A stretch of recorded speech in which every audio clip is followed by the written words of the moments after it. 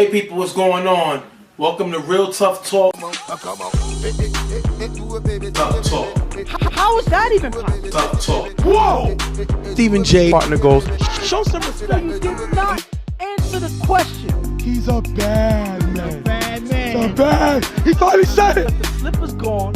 The dress has holes in it. The cart turned into a pumpkin again. So what else you gonna do? I guess this team couldn't cover a twin mattress with a king size sheet. Lights out season. Lights out for you. Let's get as quick into the game as possible because I am not staying in this wig longer than I have to. I want to party. Play it out, bro. While you talking this guy.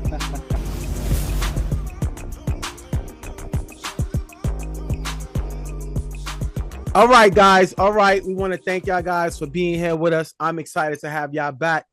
First game, which is the championship game of EHS. I'm Stephen J. I got my partner Ghost. I got my other partner Lou the Shooter. And we're here to bring you Real Tough Talk. We're covering the EHS championship game. Listen, it's good to be back. You know, obviously this is a precursor to our league, UFL coming up soon. So, you know, can't wait for that. But this was an exciting game to cover. I'm just glad that EHS allowed us to be there to cover and, you know, record all the highlights, interviews, everything. We got the whole Real Tough Talk flavor added to the EHS V1 championship. See, I like the fact that Lou muted himself because we really don't want to hear the stuff that Lou, because Lou could be biased. You know what I mean? He throws people under the bus. You know what I mean? So I think it's kind of perfect scenario for him to have his mic off. I was going to say that I missed y'all. The heck with you, darn it. Dude. Listen, this is going to be a great game. This team kind of has animosity with each other, Reloaded versus FTG. If you remember, there was a very controversial call with FTG eliminating, not Reloaded, but eliminated Lou and a few of these guys from 26 Mob. So it was a controversy touchdown. We'll try to get you the footage of that. And from there, these teams kind of had like a, you know, we don't like y'all. Y'all beat us based on a missed call. They want to say, even though it was deemed that it was a touchdown, but that was kind of the animosity. They're both in the Final Four. FTG with a narrow win, just beat the Untouchables in a game where they were behind, and they came back. A big touchdown drop by Nick could have put them up 3 scores. Untouchables, they didn't, and the Untouchables let FTG get back in the game, and they're dangerous when you do that. They was able to win that game. Reloaded was able to blow out an undefeated Hilltop team. I believe the score was 33-7. That's still Lou at quarterback. I think Lou came in with something to prove that game, and the crowd got into the game early, Lou. I think the score was a little closer in the second half, but it was a blowout from the first half. Right. Yeah, because, you know, you could say that Lou has something to prove per se. You know what I'm saying? And the funny thing is with this FTG team, it looks like they might have picked up a couple of other pieces that they didn't have the last season. I agree. And I think the game was close. I think they was able to, not close, but they was able to come back in the second half, Hilltop, but Reloaded was ended up blowing them out. So now we gave you the tail of the tape. Now, I think this game, well, first, let's get to the interviews of both teams real quick. Then I'll give you my thoughts. Y'all give me your opinions, and we'll jump right into it. What's going on, guys? Stephen J, Real Tough Talk, here with G from Reloaded as they prepare to face FTG in the championship game. Y'all started on big momentum last week. Y'all started off, the crowd was in the game. Y'all took a high lead early in the game. What is it that y'all did last week that y'all got to bring into this week versus this team? We got to come out with the fire. You know what I'm saying? We compose, we playing together. You know what I'm saying? And when you play together and everybody do their job, you know, things happen, good things happen. And if we keep the momentum going, you know, this is what it gets us to, championship, man. This is a dangerous team. We seen them get a walk-off versus Lou and 26 Mob last year. That kind of started the buzz with their team up in here at EHS. Do you feel it's your job to stop a team from outside winning the championship, come here and taking it back? Oh, man, of course, man. What you think? We can't let these Queens guys come in here. This is Harlem BX, man. We taking over, man. They can't come in here and win this, man. This is for Lou. How is it important for Lou to get on a positive consecutive possessions, a positive streak? How important is that? Because I think that brings the crowd into the game. How important is that for you guys?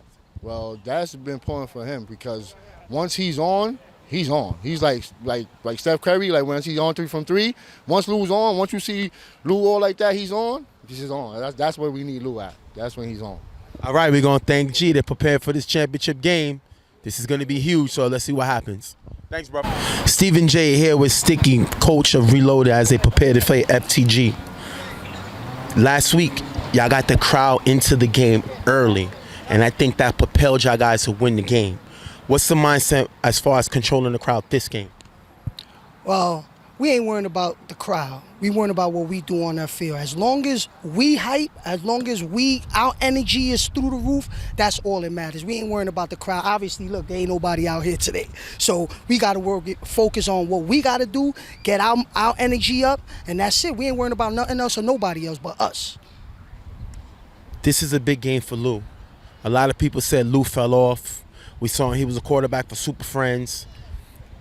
We saw how that ended. In UFL, he was throwing for Street Fam. They say he didn't have a good season. They say he's on a decline. But we see him come back this season to take the meter. How big is this game for Lou coming for this championship appearance? Real big, because he's gaining his confidence back. As you see, every game in the playoffs, Lou Rock has been coming back. He's been feeling himself. He's back. So this right here will just make his confidence go through the roof to let people know I'm back. That's it. I like that. He got it. Last game, is it y'all job to stop a casino team, Queens team, coming to EHS and taking the D1 championship? Do you feel that added pressure saying that y'all got to be the one to stop, or they're going to say y'all let the league down? No. Our pressure is winning the chip. That's what we care about. We don't care who's on the other side of the field. We care about winning. Whether it's a Queens team, a Brooklyn team, a Bronx team, Manhattan team, it don't matter. We care about winning. That's it. Sticky said enough. Gonna see our guy soon. He's in the zone. What's going on? Stephen J here with Seamus from FTG, about to play the championship game. This is a momentum team. They get the crowd in the game early. What do y'all got to do to take the crowd out of the game? I mean, if you look at all the games that we played before, we don't respond to no type of talk, no energy. We stick to our game plan. We play our game. We execute. And we just get the job done. That's all it is to it. Before y'all play this game, what do you think the job said about Queens? A lot of guys said teams from Casino, Queens team, they can't compete here. Y'all in the championship. Y'all kind of heard it all season. What did you think y'all proved before you even played this game this season? I mean, I think we proved that we've improved off last season. Getting to the Final Four and losing that shit, it hurt a lot. And we used that energy and momentum to carry us into this season. We went, I think we lost one game. We went like 6-8-1, something like that. And we just keep propelling ourselves to the playoffs. That's all there is to it. You seen last week they forced the team to keep changing quarterbacks because they couldn't get the momentum. It seems like they panicked last week. What do y'all got to do this week that team didn't do last week? We just got to stay focused to what our game plan is. We're gonna chop it up and get them to come down, and then we're gonna take advantage of over the top. That's all we got going on right now. All right, we're gonna last question. Are y'all Queens' last chance? Because if y'all lose this game, people gonna say y'all can't compete. Y'all don't belong here. You know you're gonna hear that. Take yourself back to. You're gonna hear all of that. Do y'all have any additional pressure based on those things that could be said if you lose this game? There's no pressure on that. We proved we belong here. 2 seasons here, a Final Four appearance, and a championship appearance says enough about everything. Ooh, I like that. He ready for all that smoke. Real tough talk. We see y'all guys soon. Good looking, brother. All right, we want to thank those guys for talking to us. I think this is going to be a very important game for both quarterbacks.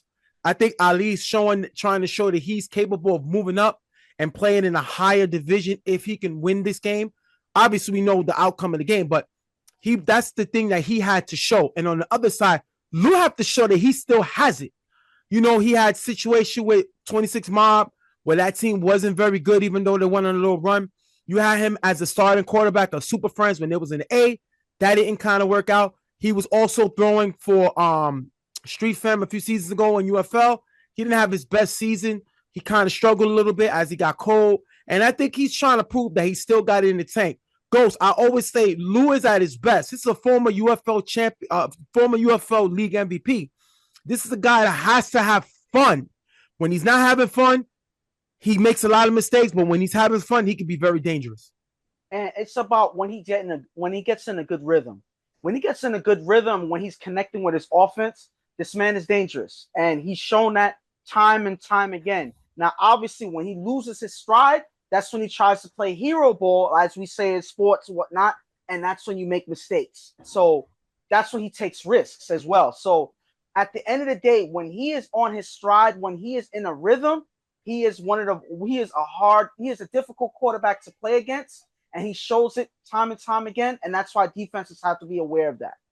Lou, as far as FTG, Lou, the thing about them is Ali has a lot of weight on the shoulders as they're trying to represent Queens, facing a team that blew out Hilltop last week, an undefeated team.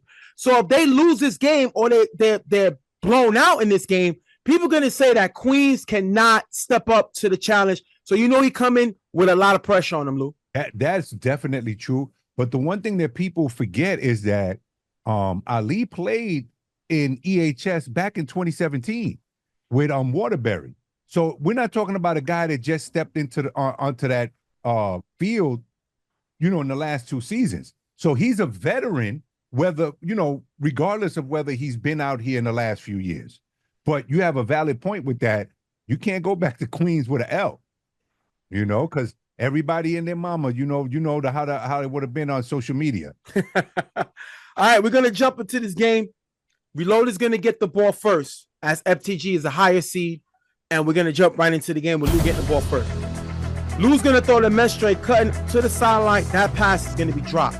Second down, Lou throws Ruben near the sideline for a decent gain. Third down, Lou on 5 rush, rolls right, rolls it up, pass is knocked away. Courage, if you look here, courage is the key. He gets by G, forcing Lou to scramble. Reload to have to punt. Lou, this guy Courage, they talked about him coming into this game, and he's showing improvement by getting past G. Okay. To get to Lou. This is the thing. And G needs to go make some burgers with Flo because it's over, Johnny. Respectfully. Okay? He pancaked him a couple of times. Yo, he should have been arrested for elderly abuse. But yo, listen. But I gotta talk about the method that this man Courage is able to use when he's able to get by. And this is a fast, he has strength and all of that. But right here, if you look, he fakes to one side, gets G to commit, and then walks right around him. So that strategy right there, that is just a pivot move where you use him and you trick him into moving one way, and then you slip right to the opposite way. So this is a man that has knowledge at the position, knowing how to get through blockers, and he was able to do that easily to put pressure on Lou. If you're seeing plays like that happen so easily, Lou is gonna have a long day, and that's exactly what happened in this And you know what it is with Courage? He plays A7FL. Yes, that's what I heard. Yes. No equipment tackle. So the kid you have to have some type of strength. And he just ran. Poor G. That's all I can say. All right. FTG gets the ball. Second down, after a short pass, Ali throws a Mike cutting in the middle for a big gain, getting him to the 20-yard line. If you look here, Jay at corner lets him go and nobody picks him up. This guy, Jay, he's a good corner, but I think the problem with this team is they don't communicate. They're not communicating. And Mike is a very, very good route runner, and we're going to see him a lot this game. That's a big play there. 4th and goal, Ali's going to throw the solo cutting in the back of the end zone. That pass is going to be dropped.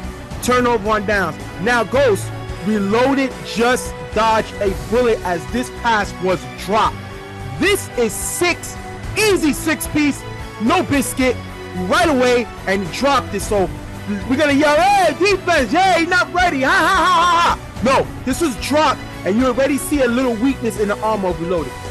And whoever's the captain of this defense, you cannot be happy with this drive. Yes, it fell your way, but that was a coin toss. That was luck. Whoever's the captain needs to pull that defense to the side. This was not acceptable defense at all. This was a touchdown. The man was wide open. Solo was wide open. This was a pass right on the money. Unfortunately, Solo was not able to come down with it. And this is not something that's going to often happen, so the defense needs to be prepared. But we're going to see more problems with this defense later on in this game. But we're going to move forward here. Real quick, I think if it's a better pass, because if you look at the tape, he's over here and the pass is behind him. I hear you.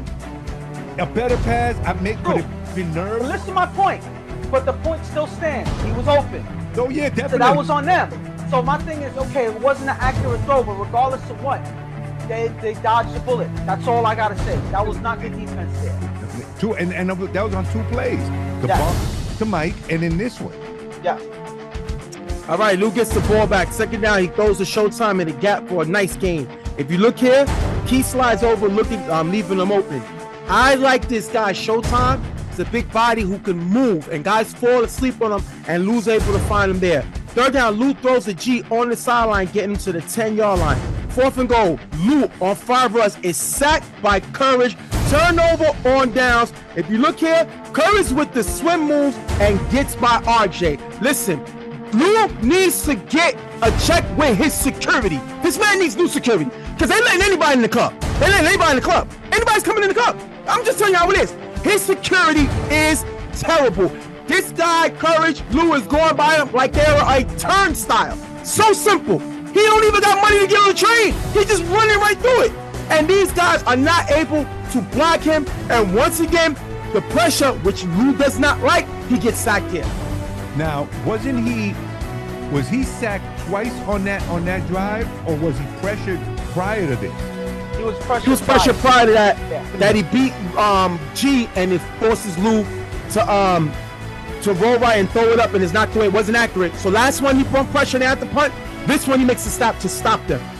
RJ needs to go stand on the sideline or go make burgers with G. Because that was disrespect. He just went right past him. I think the only way they're going to be able to stop Courage is by calling INS and see if ICE will come to the field to check his papers. Because he's going to stop him. All right, Ali gets the ball back. First down. On 5 rush, he slides, shakes Flock, runs in the gap for a decent gain. So now Flock got a chance to make a play on his side, and he gets shaked. The one thing you're supposed to do at ball giver is not let the quarterback run. And what does he do? He let the quarterback run. Now, I like that he owned it and said, that's on me. This is a championship game. You can't make those misses. Ali with a nice run. Second down, Ali's going to throw to Seamus open in the middle for a decent gain. If you look here, Fred is playing too far back. It's called coverage. Your job is to stay in your area. These guys are worried about Ali throwing downfield, which he hasn't done, and they're already playing him back because they know he's capable of throwing downfield. So too much gap there, they're moving the ball. Third down, Ali on 5 rush, throws a Mike in the back of the end zone, knocked away by Deli. They need Deli to play defense. He's one of their best players, and he comes away with the big play, Lou. Now Ali missed Shameless, but that's a great play by Dunny there. Yeah, definitely. Deli there. A good defensive play by him. And you know what's crazy is that neither team has really played that good in the first half. You know what I'm saying? It's a tight game going into, the half. But yeah, that was good defense. Could you say that they're both playing good defense? Possibly. You know what I'm saying? Because, it's still zip right now. But to Mike's point, those 2 blockers suck. That's that. Ali throws it to the back of the end zone, incomplete, turnover on downs. They get the ball back. Now I hear what you're saying, Lou, but Ghost, this is the thing. Ali's missing passes. He missed a back pass on the first time for the touchdown. This one got knocked away, but he missed Seamus open. Seamus is open. The other side is just pressure from the pass rush. That's 2 different ways they're playing defense. One is strictly pass rush. The other side is a quarterback missing throws. So we're not going to credit this defense for making great plays when the quarterback is missing throws, and the other way around goes is just the pass rush. But you got to give the defense their props. But we got to give Deli his props because he's making great plays. That was a great knockdown, and they're going to able to come away with the stop here.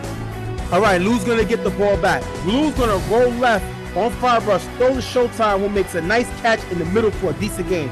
If you look here, Courage gets G by G again and force Lou to roll out. Lou is not comfortable. Now, I always said Lou reminds me of Russell Wilson because he scrambles looking to make more plays with his arm. Now, with his feet, he's capable of running a little bit, but he's not looking to run. So when you get Lou moving too much in the pocket, especially when he's not comfortable, he makes mistakes. He does not trust his line. He does not trust them. And Courage is bringing so much pressure here. but Lou makes a good throw. I told you I like Showtime to be the game. Great play there. Second down, Lou throws the Mestre in the gap. The pass is high, tipped by Mestre, tipped by Wang-A, incomplete. If you look here, the receivers are bunched together on one side and no space for Lou to throw. So Lou now, or Shooter, now the receivers are not even hitting him, are helping him out.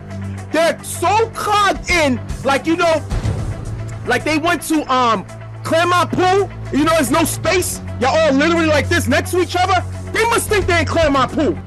There's a field, guys. You can move around. Lou, they must not have got the memo because they're literally standing next to each other. You know, it's crazy that, you know, you got Mestre, who's a vet. You know what I'm saying? Deli, I don't know if Deli was on offense there, but he's another one who can be considered a vet. I don't know if it's nervousness with those younger guys, per se. You know what I'm saying? That could play a part, you know. But I don't know. Got to check them pool passes. All right, third down. Lou, with blocking from G, runs in the gap as Courage gets by him again and runs for a short gain. Reloaded has to punt. Once again, here comes the pressure. Same script, same outcome. Reloaded has to punt again. Goes, they got to figure something out. Maybe they can go and get one of their cars and come on the field and use their car to block this guy. Because they can't do anything else. Sit in your car and block him. Or grab one of the grills and throw it in front of him or something. Because y'all cannot block him. He's dominating and making Lou life hell. And they're going to have to punt. Hold on, Mike. Would you throw a flag for a card on the field? Stephen J? Not for this abuse. This one, I get it. I get it for this one. Listen, go ahead, Ghost. At this point, listen, if you look at the drive here, if you look at him putting pressure on his quarterback here, he's not using his speed here. He's not using the juke move or anything like that. He's using the strength here, and he's getting by G. He went from using the pivot move, the swim move, to now trying to run through him. So this man has options on how he gets through guys like G, and he is putting pressure on Lou constantly, and that's why Lou is struggling. When he has to roll out that much, you know that he is not confident in blocking, and he doesn't have as much time. Lou is not a runner. He can run when he has to, but as you look at the outcome of this drive, that is not his forte. That is not something he's looking forward to, and because of that, that pressure changed the whole drive, and it led to them punting the ball. Ali gets the ball back. Ali's going to throw the solo in the middle, knocked away by Chris. Good play by Chris. Third down, Ali on 5 rush, throws some Mike in the middle. High, picked off by Dully. Dully with the great pick. This is what we need this guy to do. He already knocked down the pass early in the game that stopped the drive. Now he's coming away with a pick here. The defense must help the offense. And Ali, a guy who's trying to show he can move in the A, is throwing like he belongs in the D. The literal D, or the F, or the Z, or something that doesn't require playing. Because he looks like he has no idea what he's doing. His passes is not accurate at all. It's not the pressure, it's him. And the defense makes him pay for it. And you're right, there was no pressure there. Yeah. I mean, it was 5 rush, but you still should be able to make that throw. But my thing is, regardless of what, nothing's working for this offense. Neither offenses are getting anything done at this point. So both of them can get some, you know, discipline or whatnot, whatever they have to, whatever they got to do. None of these offenses are getting anything done at this point, and it leads to problems that's going on the field right now. All right, third down, Lou with blocking from G, rolls left as Courage gets by G. He throws a Wang Day on the sideline, off target, incomplete, reload to have to punt. Listen, let's not call what G doing blocking, okay? Because that's disrespect to blocking. Let's call it standing. This is called standing because it's not blocking. Because blocking, when you block somebody, you're supposed to stand in front of them and slow them down. You know what he look like? You know when you go to football camp and you got the things that can't really move and they just there and it's to pretend that there's a blocker there. That's all G's doing. He's imitating a blocker because he's not really blocking. And we got Courage here eating loose stew. You know what I'm saying? You know what I'm saying? Because it doesn't make sense. We're not going to disrespect him and say he's blocking. That's disrespect to the guys that really block. I love G, but just like you know when you get into the end of the tunnel and it's about time to wrap it up, it's a young man's game, and the pressure is called pressure. Once again, Courage is stopping these drives on his own. and they have to punt again. I'm not gonna lie. That last thing you said, I can agree with that wholeheartedly. You know, it's a young man's game. You know, G's been doing it for years, and I think that, you know, the age is catching up. One of your favorite sayings is "Father Time's undefeated." That's what you love to say. So at the end of the day, listen, you got to give it to courage. He is putting. No. On this one, Father Time is sitting in G's living room. He's like this, looking at him. Come on, leave my man G alone, man. He's done it for so many years, man. Somebody's gonna have to What have you surprise done for me lately? Go ahead, Lou. What? I said, what has he done for me lately besides? Yeah, listen, we're gonna call a spade a spade. We're not gonna say he's putting up a good fight. This ain't even a fight. Reloaded has to punt for the third time. All right, Ali gets the ball back. He throws to Chuck on the sideline for a decent game. Second down, Ali throws to Mike in the gap. The ball is tipped but caught by Mike for a decent game. I told you, Mike is a baller. Third down, Ali throws to Mike wide open in the corner of the end zone for the touchdown. If you look here, Chris and Gumby step up to guard the Frank. Hopefully I said his name right. In the gap, leaving Mike wide open. No one's talking. Sheamus gets the extra point, 7-0. Let me break this down real quick. If you look here, Ali drops back. Now, if you look on the left side, Ghost and Lou, who's that, Ghost? on the left side. Junie. The corner, That's Junie. Yes, yes. Okay. You see Gumby? Point Gumby out right here. Yes. All right. You see Chris? Okay. Yep. Now, if you look at here, when the clan, first of all, Junie on the left side lets Mike go. Gumby has no idea that Mike is going up the sideline. Now, Gumby is the free safety. He's supposed to be free and looking at this field on that side. He's not. He's looking at the quarterback. But Junie did not let him know he's releasing. So I don't know if they know they're in coverage. Now, if you look at Chris, he's watching to come over the middle. He runs an out route. The pump makes Chris and Gumby step up. Like the shape, you know, you do this, hey, hey, hey. They both stepped up just like that. If you look on this and slide it goes, Gumby's supposed to be here, but he's playing the inside. So what happens? It gives Mike a free release on the outside after the pump. Ali finds him in the corner of the end zone.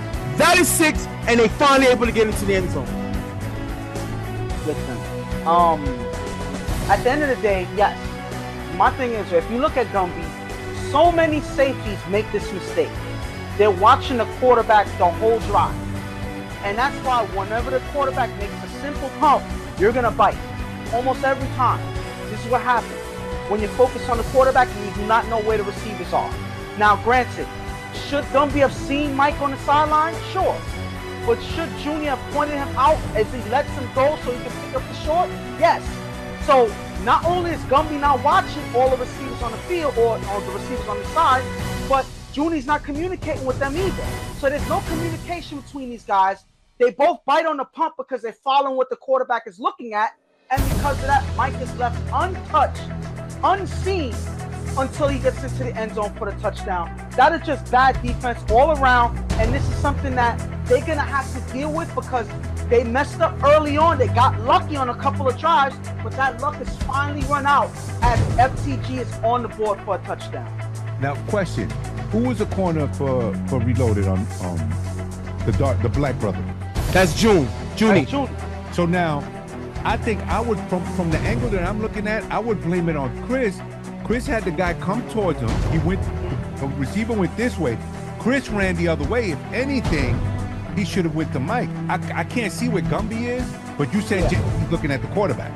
Yeah. If anything, he should have seen him running up his right side. But then again, like you said, you're right. But think about this. If Chris said, yo, I got him, then Gumby's free to slide over. But because they're not communicating, without a doubt. Then nobody knows who's guarding who. Right. And because of that, that's how they get beat. 7-0 FTG. Reloaded can't score before the half. That's going to take us into the half. 7-0. Listen. Lou, Ghost, your thoughts on FTG. Lou, your thoughts on Reloaded real quick. Start with you, Ghost. Obviously, we know the outcome of this game already, but the fact that in this first half, it took how many drives? I believe three drives for FTG to score. So Reloaded this whole time got lucky and finally FTG takes advantage of that luck running out, them taking advantage of these defenders not communicating, and they were able to finally put up points. Now, Mike is a guy that this defense needs to watch. This man is a dangerous receiver. He's a good route runner. He has hands, and he's able to get open in the gap. So this is somebody that you have to watch, but Ali's watching him, and that's why he was able to get him on a couple of passes on these couple drives, and he's able to finally get him for the score. I think this was the catalyst to get their offense really going. This drive that they were able to score, and you're going to see more of that in the second half. But this was it right here. This is what they needed. They have to do more of this. As long as they did more of this, that's how they were able to come away with the win. But they just was able to get a score up in the half. Well, Reloaded needs to get it together because they should be down 21-0. Yes. You look at it. You know what I'm saying? The receivers need to run their routes. The defense needs to defend. I don't know what the heck is going on. But again, FTG didn't do that much better. They did 7 points better.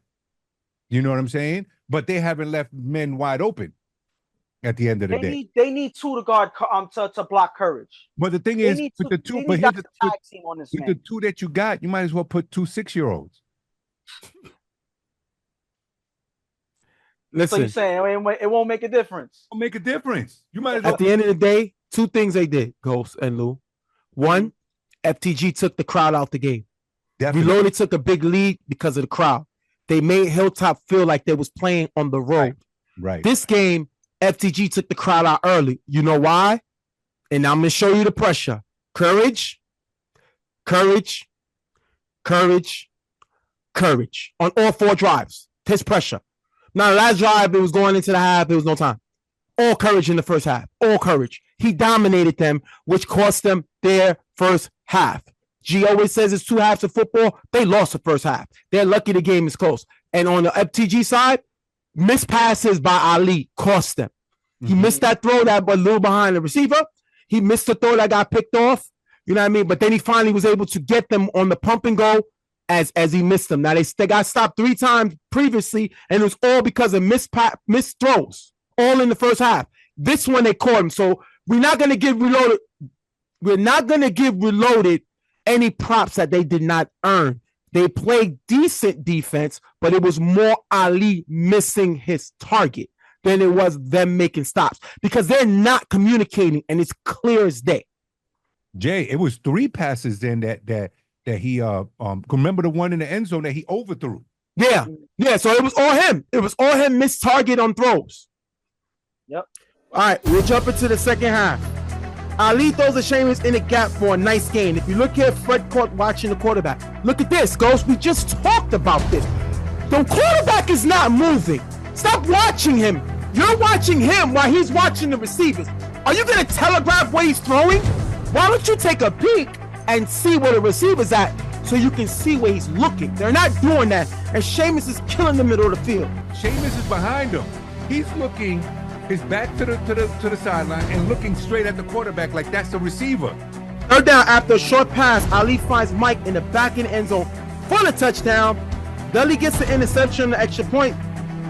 13-0. If you look here, Gumby is caught guarding 2 receivers. Ghost, break this down for us. And I'm looking at this play, and it seems like both of them break to Gumby before he's able to react. I believe that Sheamus cutting across the cutting across the middle, and by the time he's able to react, Mike is wide open in the end zone. So I don't blame him too much on that by himself. But again, lack of communication. Guys are supposed to tell guys when a receiver's cutting across the field. Since nobody's talking, there's no way for these defenders to know where any of these receivers are. Yes, can I watch one part of the field? Sure. But if I'm watching and somebody cuts across the field, I'm not going to be able to see him cutting before he gets into my vicinity. I'm not going to be able to react to that. So guys got to communicate, and because they're not, this is why they're getting beat. And it seems like they're attacking the same side because this side is not communicating properly. And because of that, they're scoring. This is 2 scores in a row. One in the first half, now it's the first drive of the second. They're able to get their stride going because this defense is literally falling apart right in front of us. That was a bullet. Yeah. Yes. Throw. And the thing is, like you said, Sheamus ran up in the front, and then the kid that dropped the pass in the first half was behind Gumby. Yes. So, They and ran a triangle. so 23, the one who was looking at the quarterback, what was he doing again?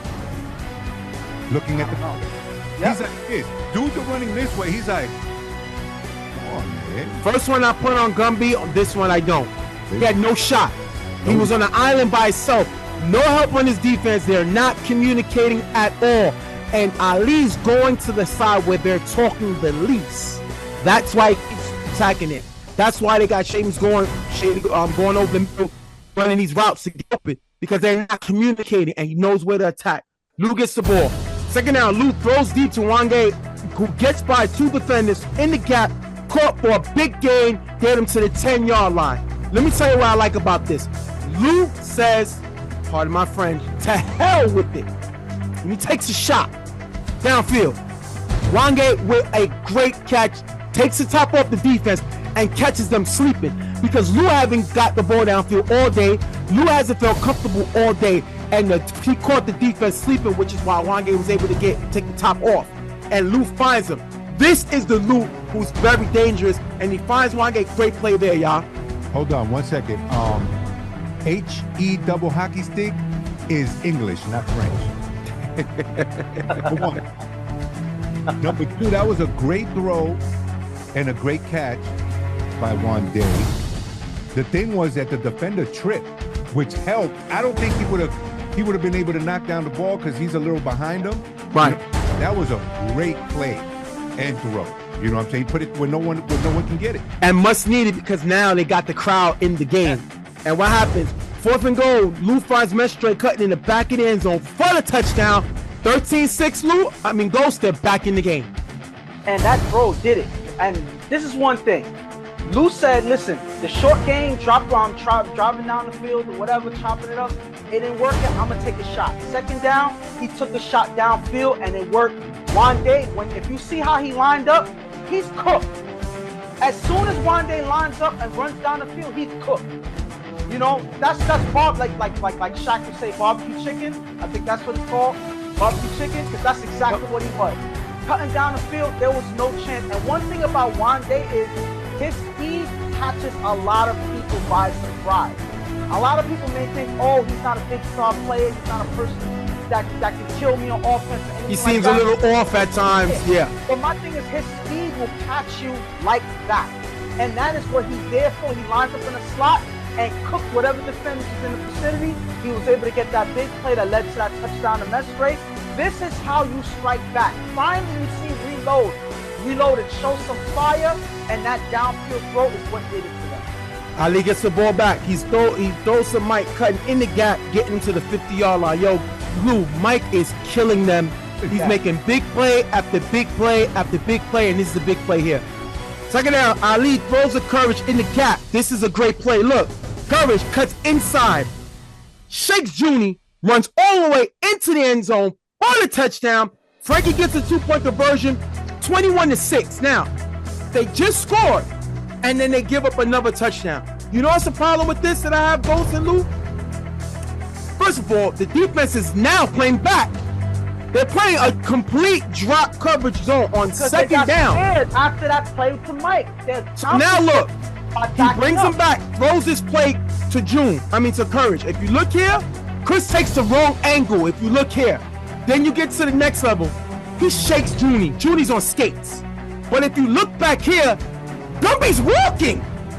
If you look down on the other side, Dunny's standing there. So they're not even attacking the ball because they figure somebody's going to make it. So when Courage sees that, he turns it up and able to take a short 5-yard dump off and get several yards, if not 10, 15, 20 yards, dives into the end zone for the touchdown. What happens when you stop communicating in a relationship? You show the lack of communication based on your body language. What happened? The wife sleeps in the room, the husband sleeping in the living room. You know what I'm saying? They're not sleeping in the same bed. If you look at the body language, Gumby's literally standing there. Deli on the other side, he's walking to the plate. They're not even trying, thinking somebody's gonna get him. The only one that got him is the cone. That's where he's going at. That's the closest guy to him. And that's 6 right there. And the thing about this play is, Lou, I'm gonna let you go, but my thing is, I believe Gumby is one person that they were yelling at from the sideline all game. Because from the first touchdown, Gumby lost it. If you look here, Gumby's losing it on the sideline. He walks off the field after a drive. He's not having it because these guys are yelling at him back and forth. Rather than communicate and fix what's broken, they're yelling at him or whatever, and it's taking him out of the game. Is that the reason why in the middle of the play he's caught walking? I don't know. But my thing is, there's no excuse for that. I'm not trying to single out him because look at Deli. Deli's not in the play here either. My thing is, everybody's supposed to collapse crash the ball. Running with the ball. Regardless of how far you are from him, you do not know when they're going to turn up and run to the end zone because they're thinking, hey, the next guy's going to get him. The next guy's going to get him. Oh, the next guy's going to get him. And by the time everybody gets beat, it's a touchdown. So these guys are falling apart right in front of us in every single drive. All they're doing is they're handing FTG touchdowns. All right, Lou gets the ball back. Lou's going to throw to Ruben on the sideline, who shakes by key and runs for a decent game. Lou has to get them back into the game. Great play there by Ruben. Second down, Lou throws a Showtime open in the middle, who makes a nice catch for a decent game. Lou's building that momentum. This is the old Lou. This is the Lou that they need. He's against the 8-ball, and he's feeling the pressure, and he's making plays here. 4th and goal. Lou finds Ruben in the front of the end zone for the touchdown. Mestre gets a 2-point conversion. 21-14, they're back in the game, and Lou, you have to put this on the other Lou. Loaded Lou. Why? 4 quick passes driving into the end zone. Lou said, you know what? Get on my back. I'm a carrier. I can't depend on the blocking. I can't depend on the defense. I'm going to carry us home, and this is what he does on this drive, and that's 6 points, and goes for the 2, gets him right back into the game, Lou. Yeah, and you know what's funny? I guess bad defense might be contagious because that route that Ruben ran wasn't nothing spectacular. Ran by himself, boom, right in the middle. Yeah. But now they got momentum. You know what I'm saying? Now you're down 1 score when it wasn't looking too good. Again, you got the crowd behind you. Now the crowd is starting to get back into the game. The pressure on FTG. Yes. He's throwing before 4 rush. He's getting that ball out there. I don't trust him, yeah. And not only that, that isolates Courage. Courage is not putting pressure on Lou because he's getting the ball out too quick. So before the defense can react, these passes are coming out. 4 straight passes to these guys driving all the way to the end zone for the score.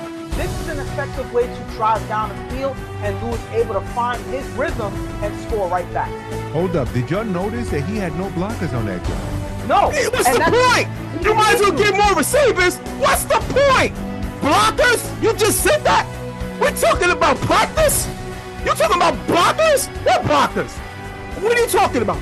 Lou said, you know what? Sit on the sideline. I'll do it myself. Remember when Thanos, at the end of the movie, said, oh, fine, I'll do it myself. And that's what Lou said. I'll do it myself. And they score 6 points and get the 2-point conversion.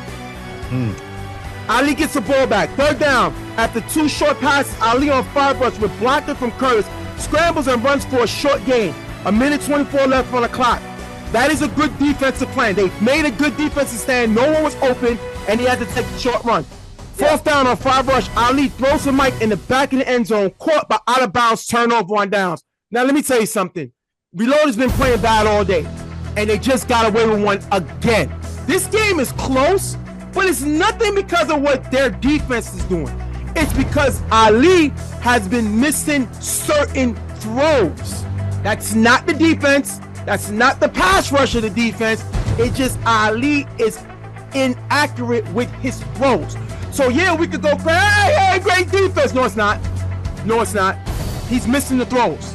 Now, does that help Reloaded? Hey, all you could do is what's in front of you. You can only battle what's in front of you. At the end of the day, they made it stop. But it wasn't because of them. Maybe Ali got some purple on under his shirt.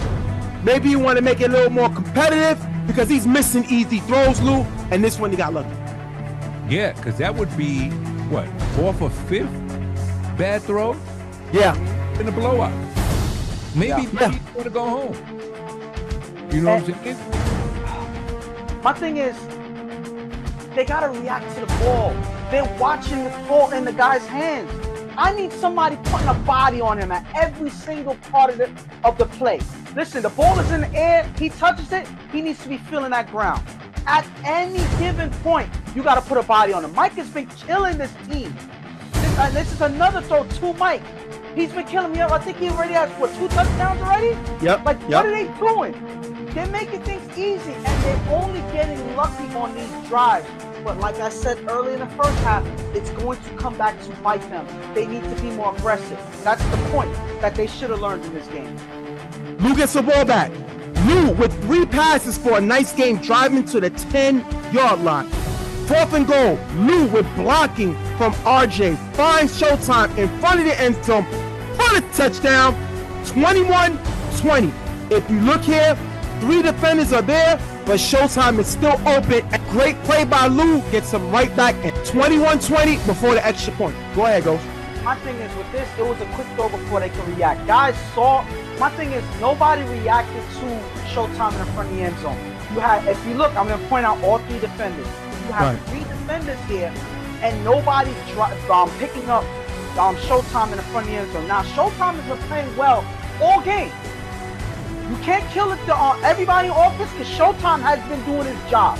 He's been catching these passes. And you got to put a body on him. You got to put a defender on him. They haven't done that all game. And because of that, he's able to kill them yet again with a big touchdown to get them in striking distance in this game. All right. Reload is going to go 2. Lou with 2 blockers finds Deli cutting in the back of the end zone to take the 22-21 lead. Reloaded is flagged for taunting. 17 seconds left on the clock. Now, before we get to the flag, Lou put 2 blockers there. Might as well. They can't do it by themselves. 2 blockers was a great call, and he's called the man that's been playing well all day. If you look here, there's excessive celebrating. They're on the field saying bye, it's over, and they got a delay a game penalty, which was technically a good call. I said taunting, but it was a delay of game, right? Yeah, same thing. Yeah, go ahead. No, they called him a delay game. If they would have called it taunting, that should have been 10 yards. And it should have been. I'm right, but the rest gave him a delay of game and only gave him 5. So they should have had a 10-yard penalty. We both think, all 3 of us think that was excessive. And if you hear Mestre, you're sticky, they're telling them, get off the field. You're going to get a flag. Yep. And they get a flag. You know what that reminded me of? Remember Dave Chappelle when he was impersonating Eddie Murphy? Celebration. Right. That's what, it looked like all of the East Side came running on the field. And my thing is, bro, Yeah, when you wait, and Lou, and that's true. When you're on the field and you waving bye and all of this stuff, when there's still time on the clock, to me, I think they should have got a taunting flag, not a delay of game flag. Yeah, definitely. So they got away with one. They were complaining about the delay of game flag when I think they were actually taunting these guys. And it's 17 seconds on the clock. And so that the game is not over. Exactly. That's the sad part. That you celebrating like the whistle blew, time was done. Yeah, you would think the game was over. Yeah, because they thought the game was over. So they get a 5-yard penalty instead of a 10-yard penalty. And it should have been a 10-yard penalty. All right. 17 seconds left on the clock. Ali's going to call hike. He's going to have blocking with courage. Now, this is my first problem. Block hasn't brought pressure all day. Right. Courage has proved he's one of the best blockers, upcoming blockers in the game. 17 seconds left. Where's your coach sending help? Also, FTG has no timeouts. So, you play a prevent with your corners, the up top guys. If you want to play, you go 2-4 prevent. But with your linebackers playing on the outside to take away the sideline. You give up the middle of the field because they can't get the ball in the middle of the field because they have no timeouts. But they're playing a weird, bizarro land defense that's like a puzzle. Like, you're trying to figure out what I told you. Their defense looked like Biden in that debate. They're like, but you know what's the problem? The situation with Biden, he's been doing things wrong since he became president. This defense is doing something wrong since they stepped on the field. So why would we expect anything different? Well, maybe because it's only 17 seconds, the team has no timeouts. At the end of the day, if they don't throw the ball right away, they're going end zone. So if you look here, Ali's rolling back and forth, which is what you want. Right. He runs out, and if you look at this, he points downfield. What does that mean, Ghost? Setting up a play. He's gonna throw it out. Yeah. The ball is in the air. If you look, you should still see. Look here. Look here. Guys are in man. Why in man? I have no idea. How are they in man? I don't have no idea. But they're in a man. Now, if you look at the ball going downfield, if you look here, Deli's overplaying the ball. If you look here, he's behind too far.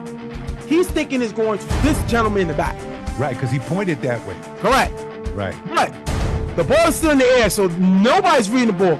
If you look at it, the field opens up like Moses with his staff with the Red Seas, like this. If you look at it, you see it, Lou? You see the opening?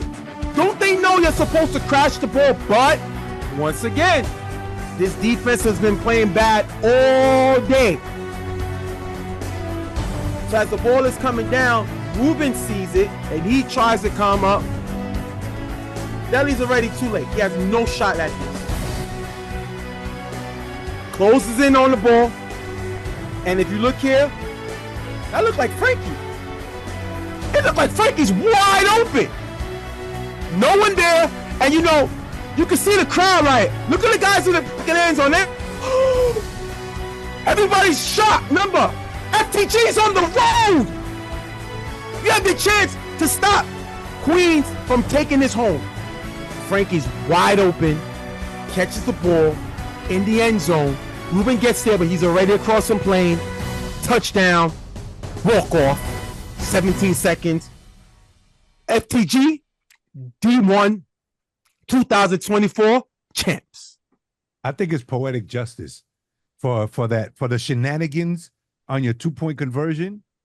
You know, I don't believe football gods, so maybe the football demons allow that.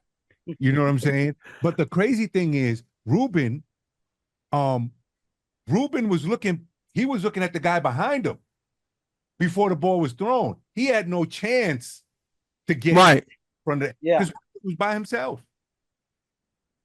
All by himself. But my thing is, what we've been saying all game, there's been plays where they did not attack the ball. There's plays that they did not react in time. And this play was terrible anyway because they were in a man on this play. If you look, one man, they're locking up. So you got guys trailing. If you look in this play before Frankie was able to come down with the ball, he's being trailed by Chris that whole play. He's chasing him back and forth around the field. And Ali, because he has so much time, he's directing where he wants him to go. Look, he's pointing to where he wants his receiver to line up so he can throw it. So how are you putting a play together while you're scrambling? Word. It shows that this man could have sat down, had a snack, watched some TV on his phone or whatnot, and then still make that throw. He had so much time, and I think that was the key to this play because there's no way in any dimension, in any universe, was Flock, who hasn't gotten in all game, is going to get through courage at this point. So they were supposed to send two in that moment. They did not. They should have. And there's the thing that Ja, I don't know if you and there's the thing, Jay, that you mentioned that you didn't mention is there was 17 seconds on the clock. They ran out 17 seconds on one play. One play. Well, two. And it still worked. Two, I No, think. it was only one play. It was one play. No, he scrambled all around the field. It was one play. That's how bad it is, Lou. And I forgive you for that because you would think that they did run a play beforehand. They didn't. It was one play. He scrambled, pointed guys out, and still was able to make the throw for the touchdown. That's ridiculous. Absolutely. And that is just desserts for a defense that played terrible to be punished for it. And one thing I got to do is I feel bad for Lou. because Lou struggled in the first half, Yeah. and he played his heart out in the second half. He came in, he was able to drive, he changed his whole strategy. He took risks throwing the ball downfield. He was able to chop up the ball. He did his job. He put them up towards the end of the game with 17 seconds left. All the defense had to do was make one stop, and they couldn't do that. So I feel bad for him because he did his job, and he still couldn't get a win in this game. Hold up, my brothers. Do you know that Chris was on the guy who caught the touchdown? Yes, and he left him. To do what? To run? To go rush? I don't know. Well, they said that on this play there was a pick. They said as the guy was running, Sheamus picked him. Now I saw a video where it does look like they collided. I'm gonna try to get the footage, but at the end of the day, there's still 17 seconds. When they collided, Lou and Ghost, the ball wasn't thrown yet. Right. So even if they collided and they gave him some space, the ball wasn't thrown yet, and he still got to make the throw. Now, I believe them because I saw it, and it looked like he did run into him. But the problem was everybody's running around the field crazy that it's hard for the officials to see everything because you expect 17 seconds where the officials are going, guys. If he's not throwing it right away, they're backing up because he has to throw a Hail Mary. But they're running in some weird zone, man. I don't know what I'm doing. Defense. They don't know what they were doing. And it kind of confuses everybody on the field. So this is my thing. And we're about to have Mike, the guy who runs FTG Talk. We're going to bring in an interview. We have Mike. We're going to go with Courage and Ali.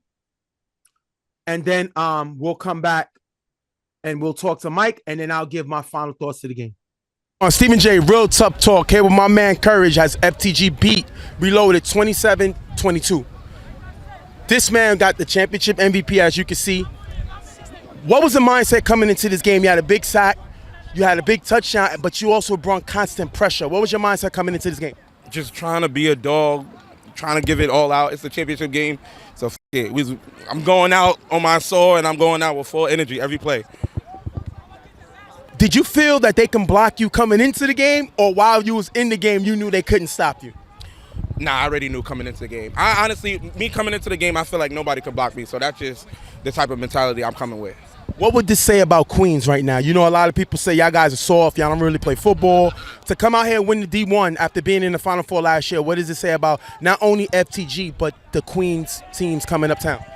I just feel like Queens is a big bro, so we got the talent, you know what I mean? I'm just happy we was able to show it, with a full-fledged Queens team, you know what I mean? But, we coming for more, though, man. It's not over. We coming for more. That A chip is coming next, I promise you. Wait, Ali! Come on, Ali. We got to talk to you, man. I got to bring in Ali. Ali, 4 touchdown passes.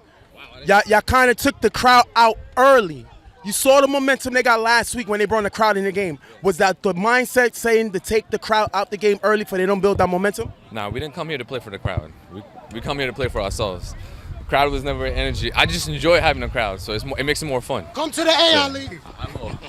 But that's what makes it fun. So that's why this league is more fun. You have fans, you have people, it brings the character out of you. Offensively, we seen you go after one side of the field. You mostly challenged Gumby's side. You threw 2 touchdowns on that thing. Did you see something in tape? Why did you know that they were weak on that side? Listen, every team has a weakness. You gotta pick on it. That's it. That's what makes games more fun. You gotta figure out the weakness of that team, and the right side was the weakness. That's what we tackled. You know that y'all basically was playing on the road. Yes. Yeah, y'all was on the road. Yes. All season you played on the road. Odds was against y'all. What was it like? Did you like being the villain coming in this league and trying to win it? Tom Brady mentality, baby. I want to be the villain. Yes, I don't want to be liked here. I don't want, it's good to have friends. I made a lot of friends, but I don't want to be liked. That's what makes it more fun, It's challenging. I just asked him, I want to get your thought. What does it say about Queens? A lot of people say the Queens teams, y'all kind of finesse, y'all don't really play football, there's no blocking. What would they say now that y'all came and won a championship in this D1 division? Well, things change now because Queens team can play. We have athletes. So they got athletes here, but we can also compete. I heard an inside source of rumor. I'm gonna throw it out there now that you possibly will be throwing in the UFL. I haven't got confirmation, but I heard it's a possibility. You want to comment on that? It depends. You know, it depends on the time. I might be coming. Yeah, it'll be a fun time if I do. I like how he went. I don't know. Like, should I say something? Should I not? We'll see what happens. We want to congratulate y'all on the championship. Y'all was against the odds. A lot of teams didn't pick you, and to get it after the other Queens team lost last week, it's a great accomplishment. Congratulations. Way to win the chip, man. Appreciate you. All right, people. All right, guys. We have Mike, the guy who runs FTG here. Mike, first of all, thank you for joining us. Welcome to Real Tough Talk, brother. Just tell me the mindset coming into this game. There you go. Tell us the team's mindset coming into the game, knowing that you're going to be playing on the road. Yeah, man. Thanks for having me, first and foremost. But you know, we're used to pressure at this point. We've been underdogs since we joined, you know what I mean? Even when we were in Casino, we were the young team. The older teams always held us as the underdog. So, you know we're built for the pressure. We have a bunch of guys who stick together. So we knew if we played our game, we'd be all right. Was there added pressure knowing that Hilltop had lost to this team and y'all was Queens' last hope? But before people say, you know, Queens teams are finesse teams, Queens teams are just made for Casino, not made for Uptown. Was there any thoughts coming into that after you see them easily blow out Hilltop last week? Nah, honestly. We always when we see Hilltop and we play each other, it's always a good game. But I think, I liked our matchups, you know what I mean? I just think it was more of a scheme thing. We watched their tape and, it helped us, you know what I mean? We just, it was more of a scheme thing more so than a talent thing, I think. I think they had a chance to win if they just, they did certain things differently, but. Ghost, before you ask him a question, he's basically saying, we're not Hilltop. Yeah, I'll say for you. We're not Hilltop. Bro. The stuff that worked with Hilltop is not going to work on us. We watch film. We see what y'all like, and like y'all did. All y'all did, pressure. Curry dominated the game, especially in the first half. You knew that he was unblockable from watching that first game, and I think you let the dog off the leash, and he brung pressure to Lou all day. Go ahead, Ghost. Now, my thing is, when y'all came in, what was the game plan coming in at that last drive? Like what was being talked? Do you know what was being talked about in terms of what decision y'all was gonna make on how y'all was gonna get into the end zone? Because you saw Reloaded on that other half, and when they scored and they got the lead, they were talking about the game was over. They were saying, "Yo, bye." They were waving to y'all, whatnot. So, what do you know, like exactly what was discussed, or was it just a game plan that they had like on the fly? And no timeouts. Let me add that. No timeouts. Yeah, no timeouts. To be honest, I was more trying to clear the sidelines at that point. Ali had the huddle gathered separately. I was trying to clear everybody off the field. They was going crazy after that play. So I was trying to clear off our sidelines. I knew there was still some time left. So I was trying to get everybody back together and everything. So I know Ali had his little huddle over there. But, like, judging based what I saw, I think he wanted to take a chunk, but they played man he saw, I believe. They looked like, you know what I'm saying? So, like, yeah. I'm going to be real. Like, Deli is I'm cool with him. We got respect for each other. He's the only guy that's really tall on that defense, and we got two dudes that are 6'3", you know what I'm saying? So, at that point, not everyone's in the end zone. You ain't going to get a better 50-50 than that for a Hail Mary, you know what I'm saying? For real. Go ahead, Lou. First of all, congratulations. Thank you. On the win. I fell under the pressure of peer pressure when they asked me who was gonna win. And I figured y'all were, but I was like, Reloaded. So anyway,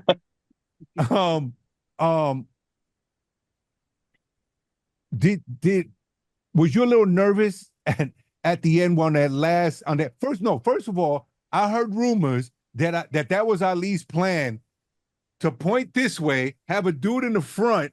That wasn't a design play per se. Am I correct? That's a question for him. He's the play caller, not me. That was what I'm saying. So, but now the other thing is, you see, there's a thing that people remember I mentioned earlier in the show. People don't understand. Ali has been in EHS before. Yeah. So he didn't play like a rookie as far as that particular play. You know what I'm saying? Exactly. So now, are you gonna move up in divisions, or you're gonna defend your title? See, that's we're gonna have to play that by ear, depending on the season. We got, in the winter we lose most of our team. Our guys are like snowboarders in the winter, so they're gonna be on the mountains. So I got to see what my roster's looking like in winter. All I know for now is we're gonna be going back to casino for the fall.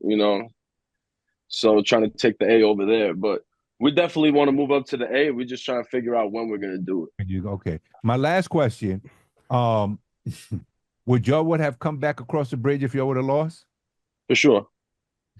Because that would No questions asked. No, this is the last question. How did you feel when Reloaded was celebrating like there was no time left on the clock? Honestly, bro, I was scared and I was running to Jay looking for the clock. I was like, please tell me we got like at least 1 or 2 plays, But so once I heard 17 seconds, I calmed down a little bit, So, but I was definitely shook for once I seen them hyped, I was so lost in the moment, I forgot where the clock was at. I was like, oh my God, is this the game? You know what I mean? But yeah, Jay saved me with the clock. Mike, let's call a spade a spade. Mm-hmm. Casino League, because it's not blocking, has been disrespected for a long time. For sure. But it's said that y'all got ballers out there. Mike, 2 touchdowns. Ali threw 3 touchdowns in the second half. He was 3 out of 4 possessions. He scored 3 out of 4 possessions in the second half. Mm-hmm. Courage basically dominated by himself. What 100%. Is these players doing what they do? You keeping the troops together and not losing your head on the road, because this is a road game. Yeah. What does it say about your guys in Queens, showing what these guys can do, you can do as a leader? What does this say about Casino and Queens as a whole? I mean, listen, there's guys that want to compete, man. Like, there's certain teams out there that definitely just going to stay there. That's just the nature of it. Every league has those teams. But, there's guys that want to compete, and they're gonna come uptown. They seen that we was coming up. Now Hilltop joined. They made it to the Final Four. I'm sure they'll be back. I'm sure other teams will be coming too. You know what I'm saying? But we got dogs out there. It's just not everybody and not every team out there want to travel. That's really what it is. Some teams are with it, but I guess we had to kick the door down for that. I don't know, but I don't understand why it didn't happen sooner. But well, you got to remember, Jay, you remember when Hilltop played in the AFU years back? Yeah. I think they were over.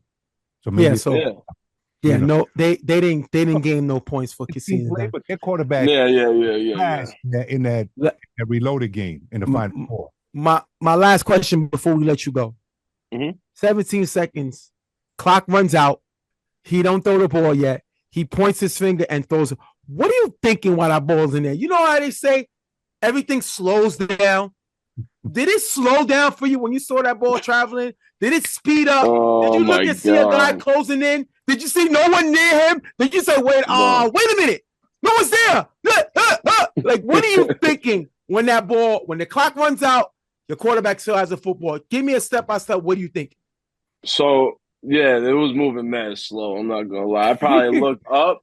I looked up at the ball and where the spot it was kind of going to, up and down about 50 times in that 2 seconds it was in the air. But I thought it was going to solo. The angle I had, I didn't even see Frankie coming out of nowhere. You know what I mean? I thought that was going to solo. And I'm like, it's a little short. I see it's coming down. And then all of a sudden, I just saw Frankie's hands just pop up in his head. And I'm like, what the fuck? He caught that? I don't know if I could curse. Sorry. But right. Go to block it out. Don't worry about it. Cool. But I was like, no way, bro. Like, was he in? I'm looking at the ref, and the linesman's on our sideline for the front line. He put his hands up immediately. I almost passed out. I'm not gonna lie to you. I was more hyped than I ever been. You're the champs. D1.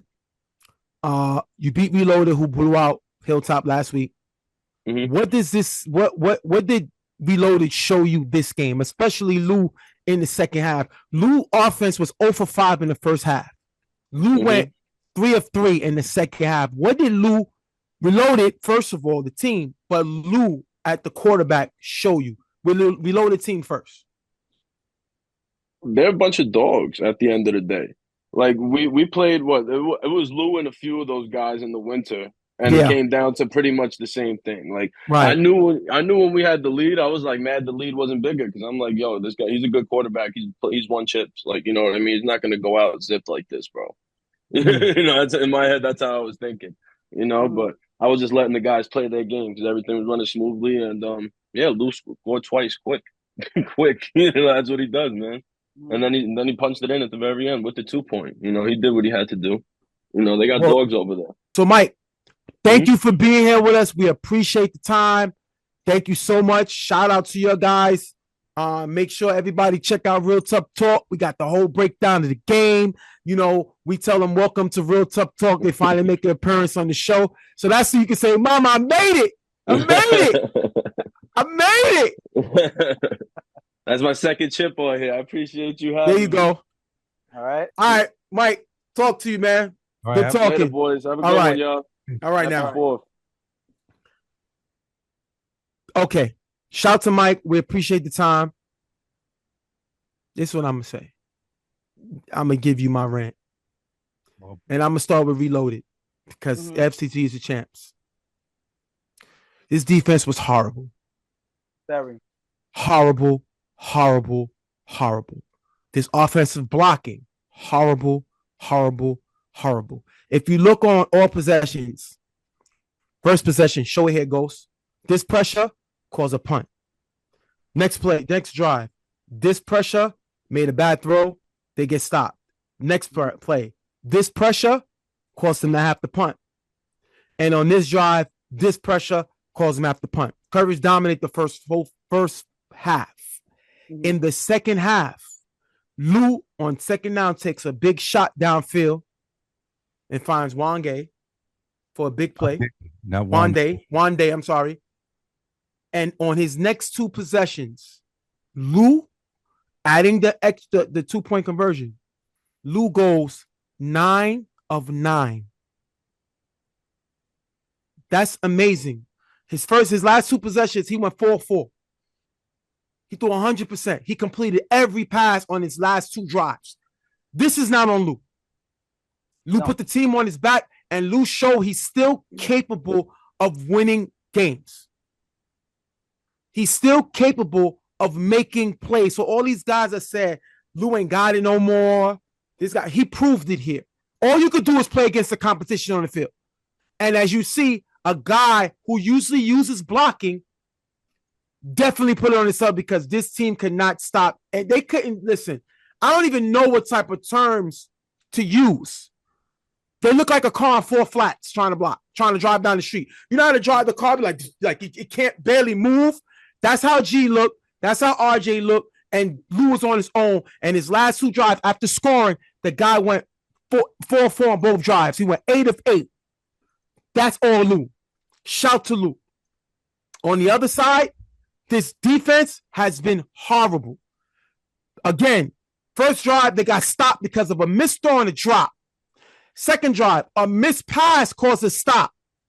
Third drive, Dunny's pick, bad throw. Next one, he catches them with the pump. After that, after he threw that interception, Ali goes 4 of 5. He scores on his next 4 out of 5 possessions. This defense is horrible. And my thing to Sticky as a coach, you already see that this defense is not playing well. You have to make adjustments. And where does that start, guys? At the point of the attack, the pass rush. Because your defense is playing so bad, you have to bring more pressure to help the defense. And they didn't do that. Nope. They didn't send help. And that was their mistake. And that's coaching. That's coaching. So we're not going to say who did what flag should have been thrown. Proof is in the pudding, like they said. Their defense played horrible. Their offensive line played horrible. And Lou Basic had to put the team on his back. And some good offensive plays by these guys, Showtime, Deli, Wang Day. They made some great plays in order to help the offense move, but their defense let them down. And then after you score and go up, the taunting, the disrespect, the it's over. I didn't hear no fat lady. I don't know. Maybe it's got drowned out. Maybe she was on the sideline drunk, but she wasn't singing. And they called the game before it was over, and it came back and bit them. And that's what kills you every single time, especially Lou knowing that this team got a Hail Mary jump to beat him the year previously, a walk-off. Right. This team got too happy, and they cost themselves. They didn't play well all day. I told you, it was more Ali playing bad, but Courage kept them in the game because of the pressure he brought.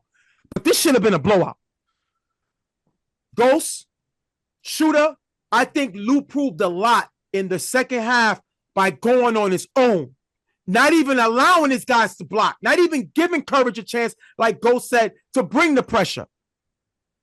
But FTG just made better plays. They just have guys. This guy, Mike, had a coming out party. Courage, coming out party.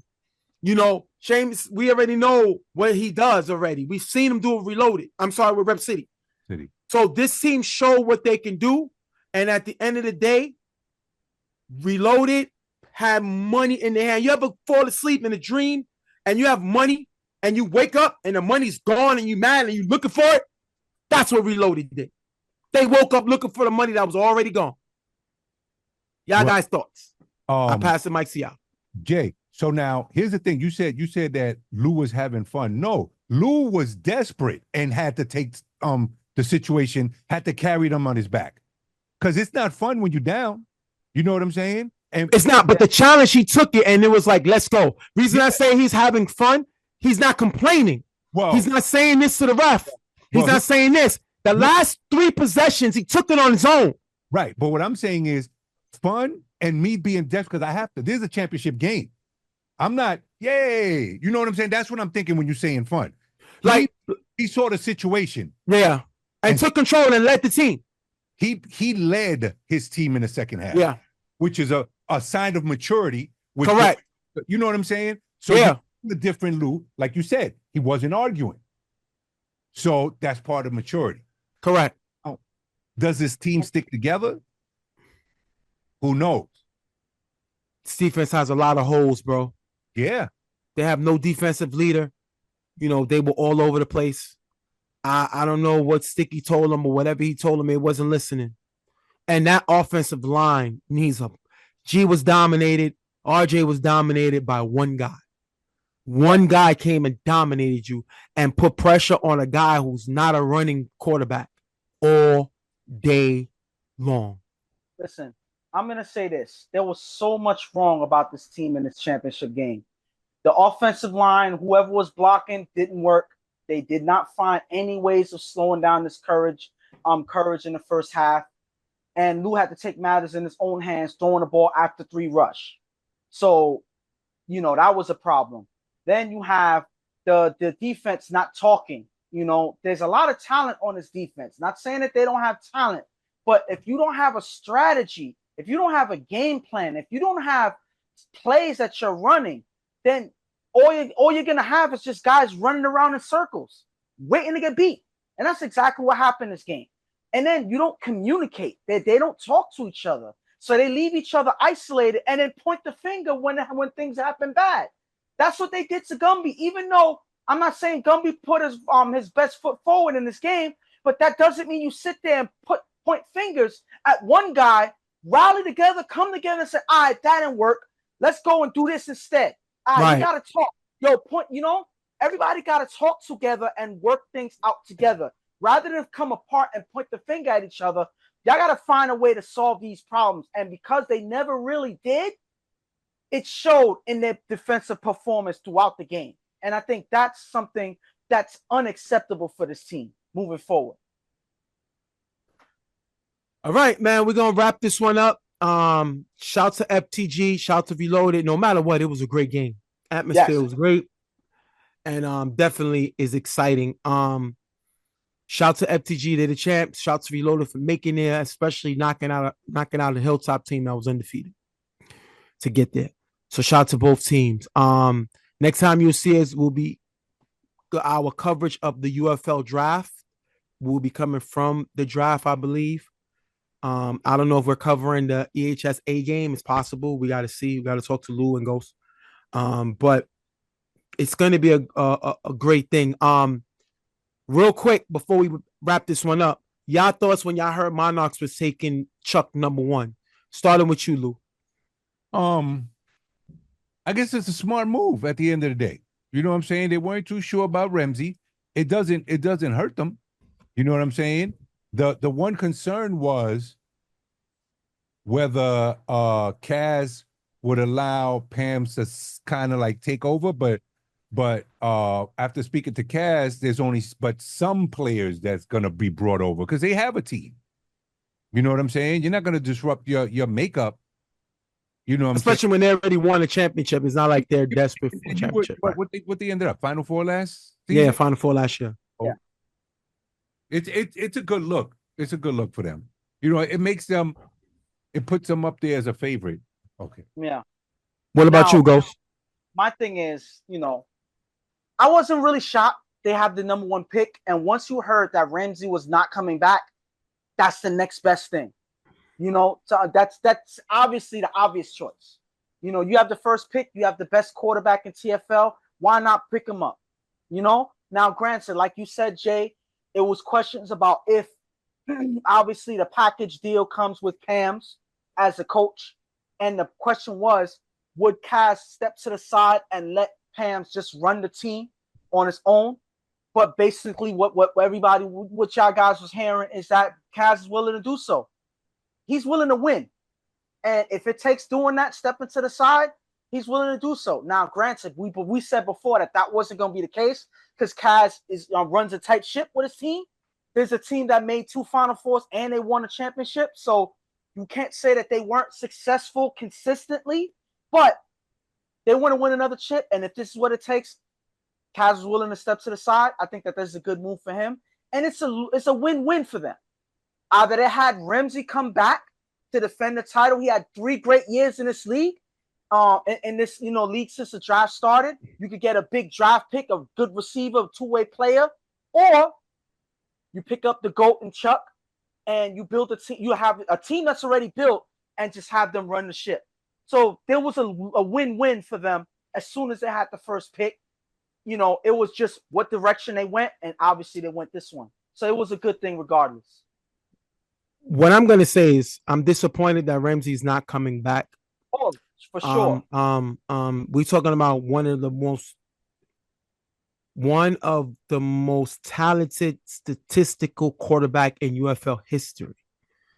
The guy threw over 40 touchdowns and 1 interception in 2 years. He threw no interceptions last year and 22 touchdowns. Listen, you can say what you want. He's not retiring from football because he plays in the casino. I think he doesn't like the pressure. I don't think he likes the coverage. I don't think he likes the criticism because you clearly like to play. So it's not that. You clearly won a title. So I don't know. I mean, listen, Barry Sanders retired early. A lot of guys just get out the game. They don't want to play. So I was very disappointed to hear that he wasn't coming back. I thought he liked it, but obviously he's one of those guys. It's a shame that for at least the next 2 seasons we won't see him. I think this is his end of his UFL career. If he's not going to come back now, it makes no sense for him to come back in 2 years. We don't know what's going on in 2 years. Yeah. Right. Real quick, Jay, my understanding was he was thinking of coming to play with somebody else, but he's throwing Friday Night Lights with the Raiders. He won out there in Casino, so he has a lot.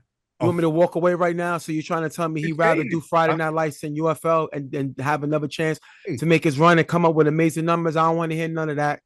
He don't like the pressure. He don't like the media. I'm going to call a spade a spade. But you know what? That's the thing. If you don't like the pressure and you don't like the media, let me go where I don't. Yeah, it's simple. Yeah, I don't get criticized because I don't want to get better. It is what it is. I'd rather get the criticism than run into a building. Right, listen, I've always been the biggest supporter of Ramsey. You haven't. I know a lot of people went against him because of stuff that Maine said, and sometimes Maine doesn't know what he's talking about. Yeah, well, I was going by. Sometimes you don't know what you're talking about because statistically, he's one of the best quarterbacks of all time. His statistic numbers is better than Reggie, and Reggie has played with more talent his whole career. Good. So that's why, it's going to be sad not to see him. But listen, you can't force somebody to play that don't want to play anymore. So it is what it is. On the other side, yeah, it sounds good. Hollywood, Panthers with Hollywood and Chuck in 3 years, no chips. So now they're coming over here and they're going to a team and they're not going to get criticized because it's not like Monarchs won the chip last year. It's not like they're desperate for a title because they have one. Chuck and Pams have 3. So no one's going to say they're chip chasing. Yeah. Do I think it's going to work? I think it's going to be very interesting. Very. Because we heard the stuff Pams publicly said when he was coaching DG. So a lot of it, Hollywood let Pams cook. And they probably went things behind the scenes. Kaz ain't like that. So we're going to see how this works. It's going to be a great season, and they both want to win a championship. So we know that. But when when I seen Pam's criticize certain guys on DG starting when they shouldn't have started, I want to know what's going to happen when they want certain guys in the offense that Chuck don't want out there. What's going to happen? It's going to be a lot of fun. But if anybody that can get past it is Kaz, Pams, Chuck, and Mike, I give it to them. You know what I mean? They can do it. But I think it's going to come certain times where it gets very, very, very interesting. And I can't wait to see that. But Jay, I think it's great, though. You know what? The thing is this, that if I'm a team owner, you're the pick. You're my pick. I don't have to bring your coach. You get what I'm saying? At the end of the day, what if Kaz would have said no? I don't know. Throw. But I'm gonna tell you this: everybody in UFL knows that when you go in a draft and you are trying to pick Chuck, Yeah, they know you can't. Yeah, there is no. I want Chuck, but I don't want Pams. I don't know how that's gonna work. He made it clear that they come together. Yeah, yes. They did make it clear. And understand this. And Lou, I hear what you're saying, but Kaz knew. What happened? LeBron and his son, you're gonna have to pretty draft much. if you want me to stay. Listen, he's a GOAT.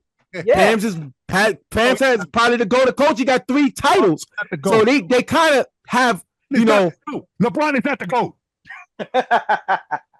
Listen, at the end of the day, everybody knows, listen, you want to keep the GOAT and Chuck happy, it comes with a package deal with Pam. Yeah. Now, granted, me personally, I would love to see Pams coach another team. That's what I wanted. That's what I wanted. I wanted to see these guys finally go head up. I agree with you, but we're not going to get it, unfortunately. That would be the story of the decade when it comes to this league. But obviously that ain't happening.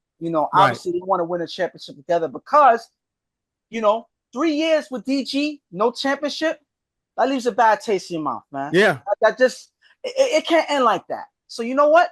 I'm gonna go to a team like the Monarchs, who has been a favorite. In the last 3 years, they've been contender consistently on the opposite side. And one thing we gotta say is this is the first time Chuck and Pams was in the East Division.